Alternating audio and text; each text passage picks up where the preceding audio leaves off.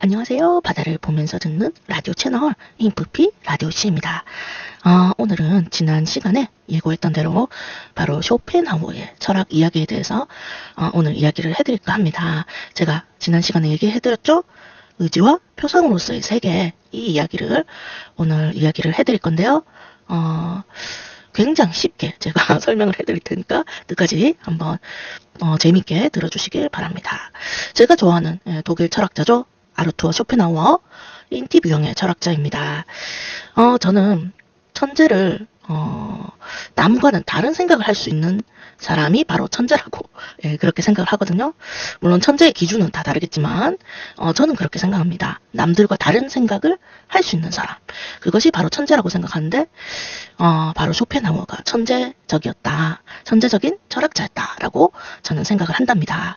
그 이유가 뭐냐면 그 당시 서양 철학의 주류는 이성주의였습니다. 이성, 합리, 이런 거, T적인 사고가 객관화적인 합리적인 이성을 주류로 하고 있는 서양 철학에서 쇼펜하우어는 반합리주의, 반이성주의를 들고 새로운 철학을 제시를 했던 거죠.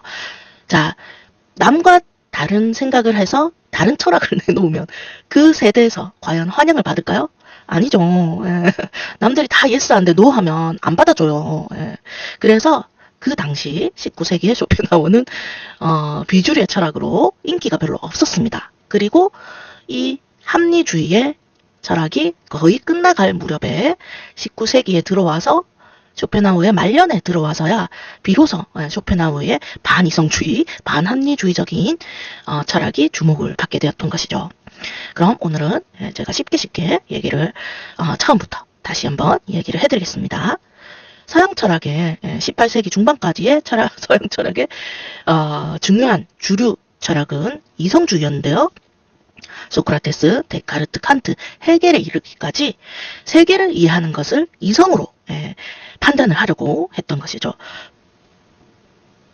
세계를 설명하는 것을 이성으로 설명하는 철학이 주류였다면 쇼펜하우어가 세계를 이해하는 데는 이성이 아니라 의지다라고 주장을 하면서 완전히 새로운, 그러니까 정반대의 반합리주의적인, 반이성주의적인 철학을 가지고 나왔습니다. 그래서 이 철학이 나중에 실존주의와 정신분석 이쪽으로 발전을 하게 되는 것이죠. 그러니까 정말 위대하죠? 이 의지로서의 철학은 나중에 니체에게도 이어지게 됩니다. 니체가 쇼펜하우어를 굉장히 존중했다고 하죠. 그래서 존중했는데 니체는 쇼펜하우어 다른 의지의 철학을 이야기를 하게 됩니다. 바로 위버맨시, 초인을 가지고 오는 것이죠. 잠깐 제가 쇼펜하우어와 니체의 약간 다른 점을 한마디로 얘기를 하자면 쇼펜하우어는 이제 세계에 대해서 의지로서 설명을 하고 끝납니다. 제가 얘기해드렸죠, 지난 시간에. 불교 철학과 비슷합니다. 약간 허무주의로 빠지게 되는 것이죠. 내가 없으면 아무것도 아니다. 나의 의지가 없으면 세계는 표상일 뿐이다. 그렇게 되니까 약간 허무주의로, 비관주의로 빠지게 되는데, 니체는 그래서는 안 된다. 인생은 아주 소중한 것이니까 그렇게 끝나서는 안 된다. 그러려면 어떻게 해야 되는가? 타인의 의지나 타인의 명령에 따르는 것이 아닌 자신의 의지와 자신의 가치에 따라서 실천하는 그런 초인적인 위버맨시 이론을 가지고 오면서 능동적인 철학을 제시를 했던 것이죠. 능동적인 실존을 제시를 했습니다. 이렇게 간단하게 설명을 해드리고 니체에 대해서는 제가 또 다음 시간에 얘기를 해드리겠습니다. 저는 정말 쇼펜하우어, 니체 이렇게 좋아하는데요. 그래서 오늘 조금 기분이 좋네요. 얘기를 하게 되니까. 그래서 이 아르투어 쇼펜하우어는 의지와 표상으로서의 세계를 책을 발표를 하면서 세계는 나의 표상이다 라고 첫 문장에 벌써 자신의 철학을 따다다닥 만들어 이야기를 하고 있습니다. 결국 삶은 의지에 달린 것이다 이렇게 말을 하고 있는 것이죠. 의지는 결국 욕망이란 것이거든요. 이 욕망을 가지고 있는 인간이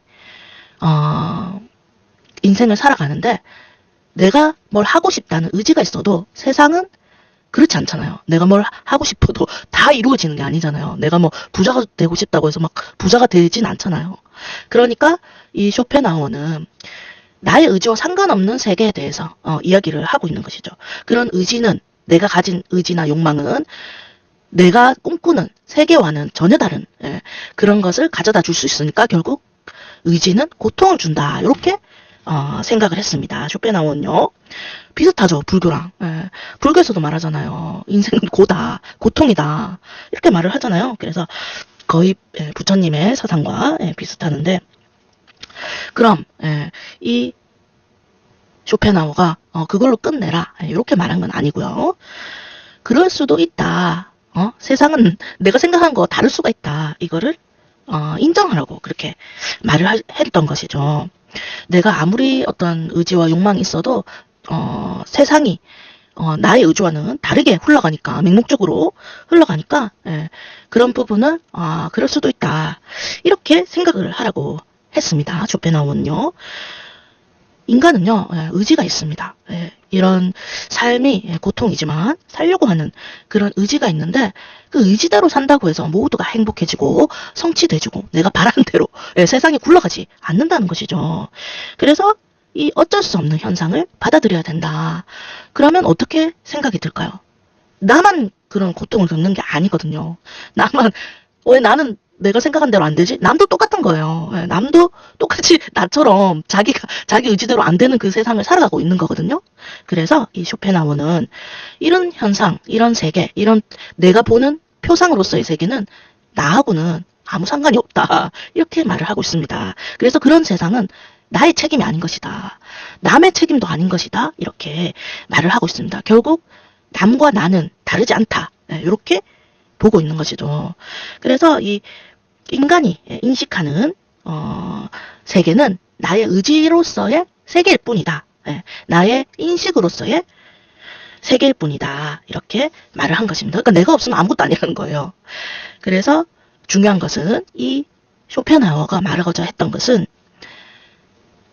결국 남과 나는 다르지 않다. 남과 나는 다르지 않은 세상 속에서 의지를 가지고 살아가고 있는 세계인 것이다 라고 말을 하고 있는 것입니다. 그러면 어떻게 되겠습니까? 이제 나의 세계와 남의 세계가 충돌을 할 수 있겠죠. 만나게 되고 충돌을 하게 되고, 그러면 거기서 세계는 충돌함으로써 변할 수 있는 것이고, 그렇게 되는 것입니다. 조금 이해하기 힘든가요? 쉽게 설명하려고 했는데 그렇습니다. 그래서 이 쇼펜하우어는 나 자신의 한계를 인정하는 것이 제일 행복한 것이다 라고 말을 했습니다. 그러니까 안 되는 거를 억지로 되게 하려고 하지 마라, 이렇게 한 것이죠. 약간 허무주의로 가게 되는 것이죠. 그래서 이런 허무주의, 그러니까 뭐 그런 비관주의적인 생각을 나중에 니체는 조금 비판을 했던 것이죠. 그래서 이런 삶에 대한 통찰을 해낸 쇼펜하우어는 정말 천재가 아닐 수가 없고요. 결론은 그렇습니다. 의지는 인간에게 고통을 주고, 이 의지가 발현된 세상은 나와 상관없는 세상이고 그냥 굴러가는 세상인데, 그런 세상 속에서 남과 나는 다르지 않은 그런 같은 고통을 겪고 있는 사람으로서 인간을 이해하고 인생을 살아야 한다, 이렇게 말을 했던 것이죠. 그래서 이 쇼펜하우어는 운명은 변화할 수 있어도 성격은 변하지 않는다, 이렇게 말했습니다. 그러니까 이 쇼펜하우어가 MBTI를 정의를 해준 거예요. MBTI가 사람의 성격을 16가지로 나눈 것이거든요. 근데 그 성격은 변하지 않는다고 말한 것이에요.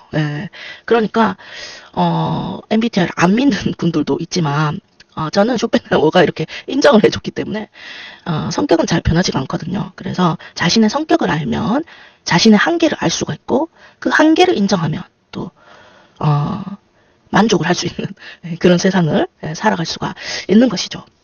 아무튼 이렇게 의지와 표상으로서의 세계를 이야기를 해드렸습니다. 이해가 되셨나요? 저는 이해를 했는데 어떻게 이해를 했는지 모르겠네요.